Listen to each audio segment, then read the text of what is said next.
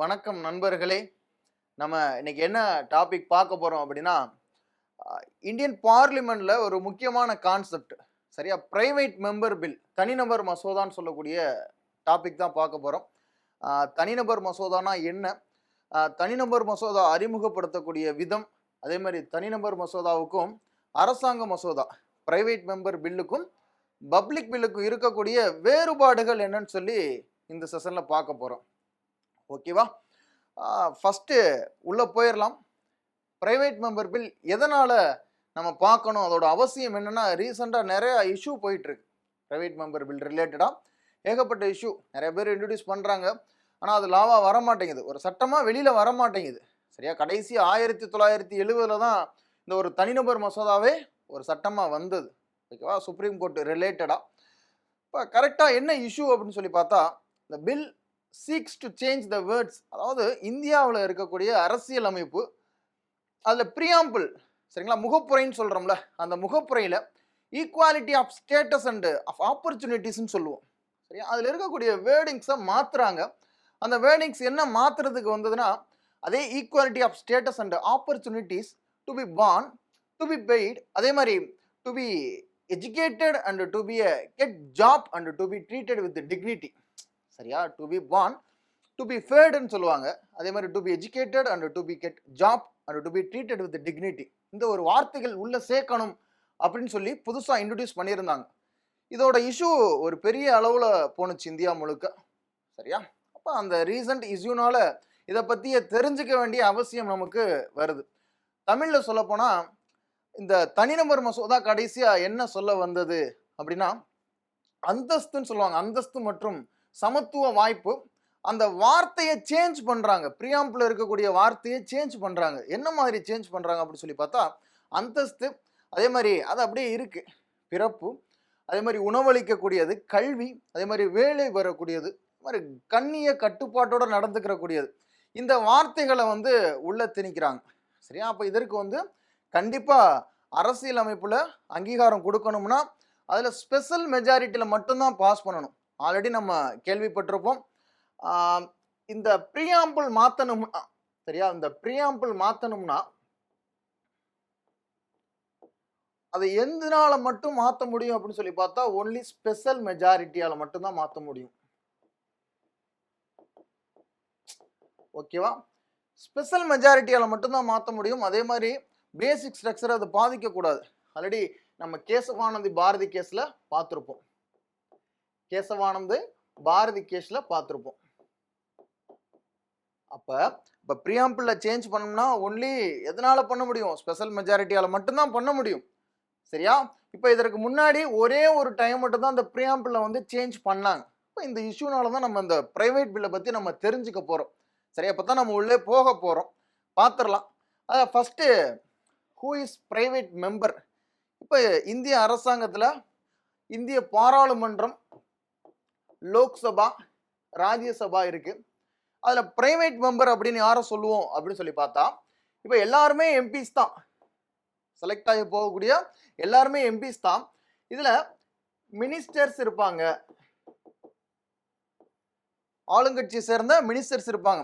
ஒரே கட்சியை சேர்ந்தவங்க பெரும்பான்மையாக இருந்தாங்கன்னா அந்த கட்சியை சார்ந்த மினிஸ்டர்ஸ் இருப்பாங்க. சில நேரம் 2-3 கட்சியை சார்ந்த மினிஸ்டர்ஸும் இருப்பாங்க. அதற்கடுத்து அந்த ஆளுங்கட்சியை சார்ந்த எம்பியே இருப்பாங்க. ரொம்ப முக்கியம். ஆளுங்கட்சியில் எல்லாருமே அமைச்சர்னு சொல்ல முடியாது, எல்லாருக்கும் அமைச்சர் கொடுக்க முடியாது. அப்ப அந்த ஆளுங்கட்சியை சார்ந்த எம்பி இருப்பாங்க. அதே மாதிரி ஆப்போசிட் பார்ட்டியை சார்ந்த எம்பி இருப்பாங்க, எதிர்கட்சியை சார்ந்த எம்பிஸ் இருப்பாங்க. ரொம்ப முக்கியம். சரியா? இப்ப இந்த மினிஸ்டர்ஸ் ஒரு பில்லை இன்ட்ரடியூஸ் பண்றாங்கன்னா அது பப்ளிக் பில்லுன்னு சொல்லுவாங்க. ஃபர்ஸ்ட் நீங்க தெரிஞ்சுக்க வேண்டியது இதுதான். மினிஸ்டர்ஸ் ஒரு பில் இன்ட்ரடியூஸ் பண்றாங்க, அமைச்சர் ஒரு மசோதா தாக்கல் பண்றாங்கன்னா அதை என்ன சொல்றாங்க? அரசாங்க மசோதா அப்படின்னு சொல்லுவாங்க. கவர்மெண்ட் பில்லு அப்படின்னா பப்ளிக் பில்லுன்னு சொல்லுவாங்க. அரசாங்க மசோதா. ஓகேவா? அதே மாதிரி இந்த மினிஸ்டர்ஸ் தவிர ஆளுங்கட்சியை சார்ந்த எம்பியா இருந்தாலும் சரி, அதே மாதிரி எதிர்கட்சியை சார்ந்த எம்பியா இருந்தாலும் சரி, இவங்க தாக்கல் செய்யக்கூடிய மசோதா தான் பிரைவேட் பில்லுன்னு சொல்லுவாங்க. இது என்ன சொல்லுவாங்க? பிரைவேட் பில்லுன்னு சொல்லுவாங்க. தனிநபர் மசோதா. தமிழ்ல என்ன சொல்லுவாங்கன்னா தனிநபர் மசோதா. தனிநபர் மசோதான்னு சொல்லுவாங்க. அப்ப பிரைவேட் மெம்பர்னா யாரை சொல்றோம்? மினிஸ்டர்ஸை தாண்டி மீதி இருக்கக்கூடிய எம்பிஸ் எல்லாருமே பிரைவேட் மெம்பர். ஃபர்ஸ்ட் நீங்க அதுல கிளியரா இருந்துக்கணும். சரியா? அதற்கடுத்து இந்த பிரைவேட் மெம்பர் பில்லோட இன்ட்ரோடக்ஷன், அதே மாதிரி அதோட டிஸ்கஷன். சரியா? அந்த பிரைவேட் மெம்பர் பில்ல எப்படி இன்ட்ரோடியூஸ் பண்றது, யார் இன்ட்ரோடியூஸ் பண்ணலாம்னா, ஃபர்ஸ்ட் நம்ம ஆல்ரெடி சொன்னதுதான், இந்த மினிஸ்டர்ஸை தவிர மீதி இருக்கக்கூடிய எல்லாருமே இன்ட்ரோடியூஸ் பண்ணக்கூடியதான் பிரைவேட் மெம்பர் பில் ஃபர்ஸ்ட். அடுத்து இப்போ இந்த லோக்சபா அதே மாதிரி ராஜ்யசபா, லோக்சபாவில் இருக்கக்கூடிய எம்பி ஒரு பிரைவேட் மெம்பர் பில்லை கொண்டு வரணும்னா அங்கே மட்டும்தான் தாக்கல் பண்ண முடியும். இது ராஜ்யசபாவில் இருக்கக்கூடிய எம்பி ஒரு பிரைவேட் மெம்பர் பில்லு கொண்டு வரணும்னா அந்த ராஜ்யசபாவில் மட்டும்தான் தாக்கல் பண்ண முடியும். ஓகேவா? இதுல ஒரு மினிஸ்டர்ஸ் வந்து ஒரு பில்லு தாக்கல் பண்றாரு, கவர்மெண்ட் பில்லு, ஒரு மணி பில்லும் வச்சுக்கிறோங்க. அதை இப்ப ராஜ்யசபாவை சார்ந்த அமைச்சர், ராஜ்யசபாவை சார்ந்த உறுப்பினர் ஒரு அமைச்சர் ஆகும் பொழுது, ராஜ்யசபாவில் இப்போ நிர்மலா சீதாராமன் இருக்காங்கன்னா அவங்க வந்து ஒரு அமைச்சரா இருக்காங்க. அவங்க வந்து பில்லு பாஸ் பண்றது எய்தர் ராஜ்யசபாலையும் பாஸ் பண்ணலாம், லோக்சபாலையும் பாஸ் பண்ணலாம். ஆனா மல்லி பில்லுங்கிறப்ப, பண மசோதாங்கிறப்ப இத ஒன்லி லோக்சபால மட்டும்தான் பாஸ் பண்ண முடியும். கிளியரா இருக்கா? கிளியரா தெரிஞ்சுக்கணும். அமைச்சர் வந்து ராஜ்யசபாலையும் பில் பாஸ் பண்ணலாம், லோக்சபாலையும் பில் பாஸ் பண்ணலாம். ஆனா அந்த மணி பில்லுங்கிறப்ப அதை லோக்சபால மட்டும்தான் பாஸ் பண்ண முடியும், அவங்க ராஜ்யசபா உறுப்பினராக இருந்து ஒரு அமைச்சரா ஆயிருந்தாலுமே. ஓகேவா? இதே பிரைவேட் மெம்பர் பில்லுனா அந்த பிரைவேட் மெம்பர் ராஜ்யசபாவை சார்ந்தவராக இருந்தா ராஜ்யசபாவில் மட்டும்தான் பில்லு பாஸ் பண்ண முடியும். லோக்சபாவை சார்ந்தவராக இருந்தா, மக்களவை சார்ந்தவராக இருந்தா அந்த மக்களவையில மட்டும்தான் தாக்கல் செய்ய முடியும். ஃபர்ஸ்ட் நீங்க இதுல தெரிஞ்சுக்கணும். ஓகேவா? அடுத்து ஒன்லி ஆன் ஃப்ரைடேஸ்ன்னு சொல்லக்கூடியது, அதாவது ஒரு தனிநபர் சட்ட மசோதா இருக்கு. தனிநபர் மசோதாவை வந்து வெள்ளிக்கிழமையில மட்டும்தான் தாக்கல் செய்யலாம். ஒரு அரசாங்க கூட்டத்தொடரில் ஒரே ஒரு 3க்கு தான் சான்ஸ் கொடுப்பாங்க, 3 தனிநபர் பில்லுக்கு தான் சான்ஸ் கொடுப்பாங்க மேக்சிமம். அதுல ஃப்ரைடே மட்டும்தான் தாக்கல் செய்யறதுக்கு அனுமதி ஃபர்ஸ்ட். சரியா? இப்போ ஒருவேளை நீ மட்டும்தான் தனிநபர் மசோதா தாக்கல் பண்ணுவியா, நானா தாக்கல் பண்ண மாட்டேனா? இப்போ நிறைய பேர் தாக்கல் பண்றாங்கன்னு வச்சுக்கிறீங்களேன். இப்போ போட்டி வருது, ஒரு 10 பேர் வந்து தாக்கல் பண்றாங்க. இப்போ போட்டி வருதுன்னா அந்த இடத்துல பேலட் சிஸ்டம், குழுக்கள்ல பம்பர் பிரைஸ் விழுகிறது மாதிரி தான் பேலட் சிஸ்டம் யூஸ் பண்ணிக்கிடுவாங்க.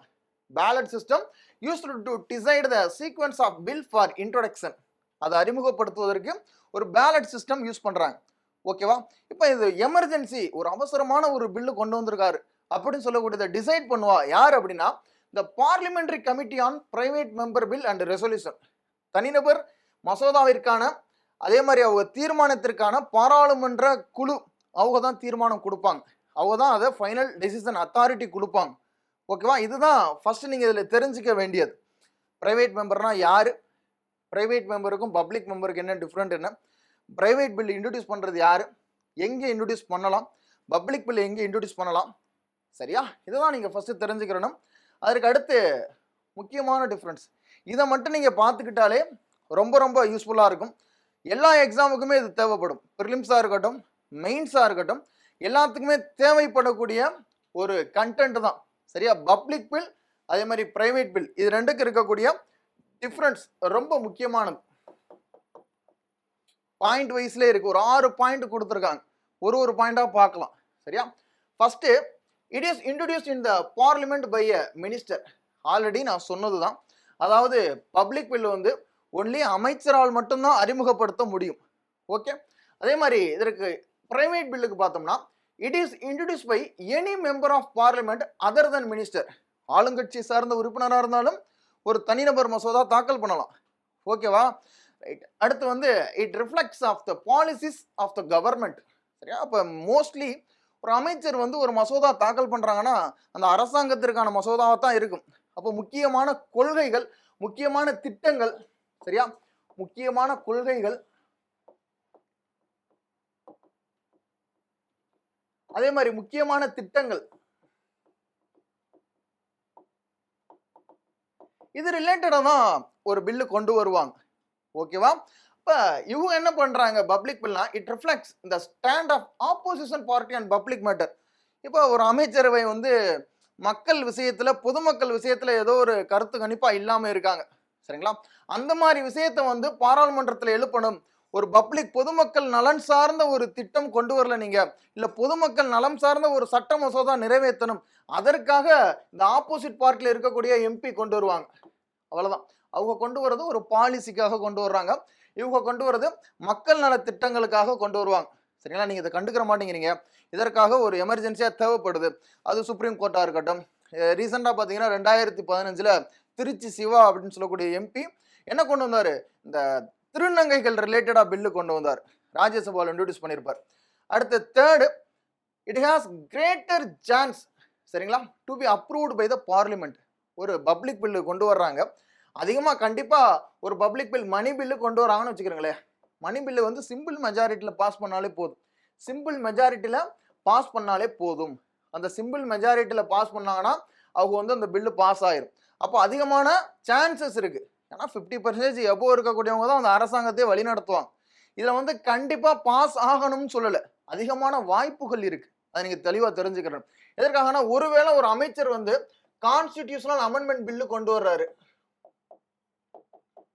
ஒரு அமைச்சர் கான்ஸ்டிடியூஷனல் அமெண்ட்மெண்ட் பில்லு கொண்டு வர்றாரு. இது இந்த நேரத்தில் ஒருவேளை ஸ்பெஷல் மெஜாரிட்டியில கொண்டு வரணும். உங்களுக்கே தெரியும், ஸ்பெஷல் மெஜாரிட்டியில பாஸ் ஆகணும். அப்ப அந்த ஸ்பெஷல் மெஜாரிட்டியில இது பாஸ் ஆகலாம், பாஸ் ஆகாமையும் போகலாம். சிம்பிள் மெஜாரிட்டினா ஈஸியா பாஸ் ஆயிடும். ஓகே, இதுக்கு அப்படியே பிரைவேட் பில்லுக்கு பார்ப்போம். It has lesser chance to be approved by the parliament. கண்டிப்பா வாய்ப்புகள் நிராகரிக்கப்படலாம். சரிங்களா? ஒரு பில்லு கொண்டு வர்றாங்க, பிரைவேட் மெம்பர் வந்து ஒரு பில்லு கொண்டு வராங்கன்னா அது கண்டிப்பா 100% பாஸ் ஆகும்னு சொல்ல முடியாது. சரியா? இது வரைக்கும் கிட்டத்தட்ட சரிங்களா ஒரு 350 பில்லு கிட்ட கொண்டு வந்திருக்காங்க. தனிநபர் மசோதா ஒரு 350 பில்லு கிட்ட கொண்டு வந்திருக்காங்க. ஆனா எவ்வளவு பாஸ் ஆயிருக்கு? ஒரு 14 தான் பாஸ் ஆயிருக்கு. 14 bills only passed. 14 பில்லு தான் பாஸ் ஆயிருக்கு. சரி, 1970ல தான் கடைசியா பாஸ் ஆனுச்சு. சுப்ரீம் கோர்ட்டோட அப்பலேட் ஜூரிஸ்டிக்ஷன் சொல்லுவாங்க. சரிங்களா? மேல்முறையீடு ரிலேட்டடா இருக்கக்கூடியது. அதுதான் கடைசியா பாஸ் ஆனது 1970ல. ஓகே, அடுத்து 4th பாயிண்ட் பார்ப்போம். 4th பாயிண்ட்ல என்ன சொல்லியிருப்பாங்கன்னா, ஒருவேளை சரியா இப்போ மணி பில்லு கொண்டு வராங்க, அமைச்சர் இன்ட்ரோடியூஸ் பண்றாரு, அந்த மணி பில் பாஸ் ஆக முடியலன்னு வச்சுக்கிறீங்களே, அந்த கவர்மெண்ட் கலையிறதுக்கு வாய்ப்புகள் இருக்கு. அமைச்சர் கொண்டு வர்ற பில்லு அது சிம்பிள் மெஜாரிட்டியில பாஸ் பண்ண வேண்டிய சுச்சுவேஷன் இருந்ததுன்னா, அது சிம்பிள் மெஜாரிட்டிலே பாஸ் பண்ண முடியல அப்படின்னா அந்த கவர்மெண்ட் கலைவதற்கு வாய்ப்புகள் இருக்கு அப்படின்னு சொல்லுவாங்க. கண்டிப்பா கலைஞ்சிரும். ஓகே, ஆனா ஒரு தனிநபர் ஒரு பில்லு கொண்டு வர்றாங்க, அது பாஸ் ஆகுது, பாஸ் ஆகாம போகுது. ஆல்ரெடி நம்ம பார்த்ததுதான். 350ல கரெக்டா ஒரு 14 தான் பாஸ் ஆயிருக்கு. அப்போ ஒரு பில்லு கொண்டு வந்து பாஸ் ஆக முடியலைன்னா, ஏதாவது ஒரு ஆளுங்கட்சியை சார்ந்த எம்பி கொண்டு வர்றாரு, அமைச்சர்களோட சண்டை, ஆளுங்கட்சியை சார்ந்த எம்பியை கொண்டு வர்றாரு, அந்த பில்லு பாஸ் ஆகல, அதுக்குன்னு அந்த கவர்மெண்ட் கலைஞ்சிருமானா கலையாது. அண்டர்ஸ்டாண்ட் பண்ணிக்கிறோம். ஓகேவா? அதற்கு அடுத்த point, it's introduction in the house requires 7 days notice. ரொம்ப முக்கியமானது இது ரெண்டுமே. இப்போ ஒரு பில்லு கொண்டு வர்றாங்க, அது பப்ளிக் பில்லா இருந்துச்சுன்னா 1 வீக்குக்கு முன்னாடியே நோட்டீஸ் கொடுத்துடணும். சரிங்களா? ஒரு வாரத்திற்கு முன்னாடியே நோட்டீஸ் கொடுத்துடணும். லோக்சபாவா இருந்தா சேர்மனுக்கு கொடுக்கணும், ராஜ்யசபாவா இருந்தா யாருக்கு கொடுக்கணும்? அங்க இருக்கக்கூடிய சேர்மன். லோக்சபால வந்து ஸ்பீக்கருக்கு கொடுக்கணும். லோக்சபால வந்து லோக்சபா ஸ்பீக்கருக்கு கொடுப்பாங்க, ராஜ்யசபால வந்து சேர்மனுக்கு கொடுப்பாங்க. சரியா? அதே மாதிரி இந்த பிரைவேட் பில்லுக்கு பாத்தீங்கன்னா, it's introduction in the house request 1 month notice. புரியுதா? நிறைய ரூல்ஸ் அண்ட் ரெகுலேஷன்ஸ் ஃபாலோ பண்றாங்க பாருங்க. நீங்க ஒரு தனிநபர் சட்ட மசோதா கொண்டு வரணும்னா 1 மாதத்துக்கு முன்னாடியே நீங்க நோட்டீஸ் கொடுத்துடணும். கண்டிப்பா நான் அந்த மாதிரி ஒரு தனிநபர் சட்ட மசோதா கொண்டு வர போறேன், அது எது ரிலேட்டடா இருக்க போகுது அப்படின்னு சொல்லி 1 மாதத்திற்கு முன்னாடியே லோக்சபா எம்பியா இருந்தா அங்க இருக்கக்கூடிய மக்களவை சபாநாயகர்கிட்ட கொடுக்கணும். இதே ராஜ்யசபா எம்பியா இருந்தா மாநிலங்களவை தலைவர் வைஸ் பிரசிடென்ட் அவர்கிட்ட கொடுக்கணும். ஓகேவா? அடுத்து 6th பாயிண்ட், லாஸ்ட் பாயிண்ட். சரியா? Department in consultation with law department ரொம்ப முக்கியமானது. சரியா? ஏன்னா இவங்க கொண்டு வரக்கூடியது எல்லாமே முக்கியமான கொள்கைகள், முக்கியமான திட்டங்கள், அரசாங்க ரிலேட்டடா இருக்கக்கூடிய பில்ஸ் தான் கொண்டு வர்றாங்க. புரியுதா? அப்ப என்ன பண்ணணும்? ஒரு சட்ட அலுவலர்கள் லா டிபார்ட்மெண்ட்ல வந்து டிஸ்கஸ் பண்ணணும். நம்ம இந்த மாதிரி ஒரு இது கொண்டு வர போறோம், அப்ப இதனால எதுவும் பாதிப்பு வர போதா, இது வந்து கண்டிப்பா பாஸ் ஆகலாமா, இதனால ஏதாவது எதிர்ப்பு கிளம்புமா, இது அரசியல் அமைப்புக்கு எதிராக ஏதாவது இருக்கா அப்படின்னு சொல்லி டிஸ்கஸ் பண்ணுவாங்க கண்டிப்பா. சரியா? ஒருவேளை சிம்பிள் மெஜாரிட்டிலே பாஸ் ஆகாம போயிருச்சுன்னா போச்சுல. இதே ஒரு தனிநபர் மசோதா கொண்டு வராங்கன்னா ரெஸ்பான்சிபிலிட்டி ஆஃப் த மெம்பர், அதோட ரெஸ்பான்சிபிலிட்டி அவருக்கு தான். சரியா? அவர் தான் அதற்கு, நான் இதை கொண்டு வர்றேன், இது கொண்டு வந்தால் என்னென்ன மாற்றங்கள் பண்ணலாம், இதற்கு முன்னாடி இப்படி இருக்கு அப்படின்னு சொல்லி அவரே அதற்கு ரெஸ்பான்சிபிலிட்டி எடுத்துக்கிறார். அப்போ இந்த 6 பாயிண்ட்டுமே பப்ளிக் பில் அதே மாதிரி பிரைவேட் பில் ரெண்டுக்கு என்ன டிஃப்ரென்ஸ் இருக்கு அப்படின்னு தான் பார்த்தோம். சரியா? அப்போ நம்ம இந்த வீடியோவில் என்ன பார்த்தோம் அப்படின்னா, ஒரு பிரைவேட் மெம்பர்னா யாரு, பிரைவேட் மெம்பர்னா யாரு அப்படின்னு சொல்லி பார்த்தோம். அடுத்து பிரைவேட் மெம்பர் பில்லுனா என்ன அப்படின்னு சொல்லி பார்த்தோம். பிரைவேட் மெம்பர் பில்லுனா என்னன்னு சொல்லி பார்த்தோம். அதே மாதிரி பப்ளிக் பில்லுனா என்னன்னு சொல்லி பார்த்தோம். கவர்மெண்ட் பில்லுன்னு சொல்லுவாங்க, அரசாங்க மசோதான்னு சொல்லுவாங்க, அதை பார்த்தோம். சரியா? இப்போ இதுவுமே பிரசிடென்ட்டோட அசன்ட் வேணும். பிரசிடென்ட் இருக்காருல, கடைசியில் இப்போ ஒரு லோக்சபால பாஸ் ஆயிருச்சு, ராஜ்யசபால பாஸ் ஆயிருச்சு ஒரு பிரைவேட் மெம்பர் பில்லு, பிரசிடென்ட்டுக்கு போயிருச்சுன்னு வச்சுக்கிறீங்களே, பிரசிடென்ட் வந்து கண்டிப்பா அதற்கு வந்து ஒப்புதல் கொடுத்தா மட்டும்தான் அது லாவா மாறும், ஆக்டா மாறும். ஓகேவா? அதே மாதிரி வந்து இந்த பிரைவேட் மெம்பர் பில்லுக்கும் பப்ளிக் பில்லுக்கும் என்ன டிஃப்ரெண்ட்னு சொல்லி பார்த்தோம். ஒரு 6 பாயிண்ட் பார்த்தோம். இந்த பிரைவேட் மெம்பர் பில் எப்படி இன்ட்ரடியூஸ் பண்றாங்க, அது எப்படி இன்ட்ரடியூஸ் பண்றதுக்கு வந்து ஒருவேளை 10 பேர் இன்ட்ரடியூஸ் பண்ணா அதை எப்படி வந்து கொண்டு வருவாங்க, பேலட் சிஸ்டம் அப்படின்னு சொன்னேன். அதற்கான கமிட்டி, பாராளுமன்ற கமிட்டி இருக்குன்னு சொன்னோம். இப்போ இது எல்லாமே முக்கியமான பாயிண்ட். இது மேக்சிமம் உங்களுக்கு யூஸாக இருக்கும்னு நினைக்கிறேன். நன்றி, வணக்கம். இதற்கு அடுத்து நம்ம நிறைய வீடியோ இது மாதிரி பார்க்கலாம். வாழ்க வளமுடன். Thank you all.